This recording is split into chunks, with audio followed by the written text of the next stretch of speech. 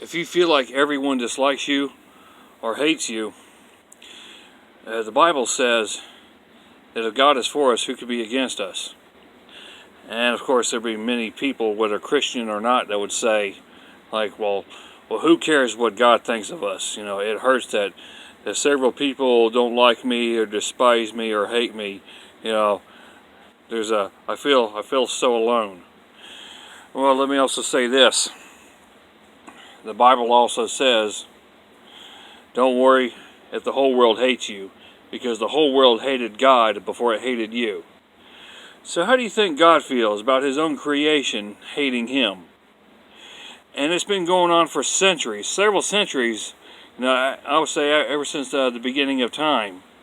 You realize how many people have hated God over the past several centuries, ever since after Adam and Eve?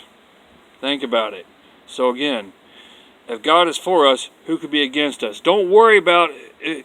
If you feel like everyone's against you, everyone despises you, dislikes you, or hates you, just focus on Jesus. I mean, think about what Jesus did for us on the cross. I mean, if you feel like you're misunderstood by everybody, well, Jesus was misunderstood by everybody. And he got whipped to death, he got stoned, people spat on him, people punched him, slapped him, and you know, all on his way to the cross. And even before, I mean, right before he was led to the cross, I mean, he was whipped to death. Cat of nine tails. And he didn't rival back. He didn't do anything back. The only thing he said was, his Father, forgive them, for they know not what they do. And of course, I got to admit, I struggle with unforgiveness in my life. I mean, I feel like there's been way too many people in this world who've disrespected me in all kinds of ways. I need to stop acting like everyone's against me. All I have to say is everyone who's disrespected me, both non-Christian and Christian, you know, they're all demonized. They're doing exactly what Satan wants them to do. So I don't worry about what anyone else thinks of me. You know, what matters is what God thinks of me. And, you know, if God is for me, who could be against me? I mean, he created this world and this universe. So think about it. And I love God. And for all of God's people out there too, you know, you should really just, you need to focus on Jesus and focus on your love for Jesus, your love for God.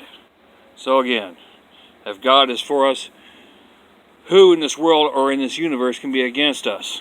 Forget everyone else in this world. They're just someone who's just going to come and go. And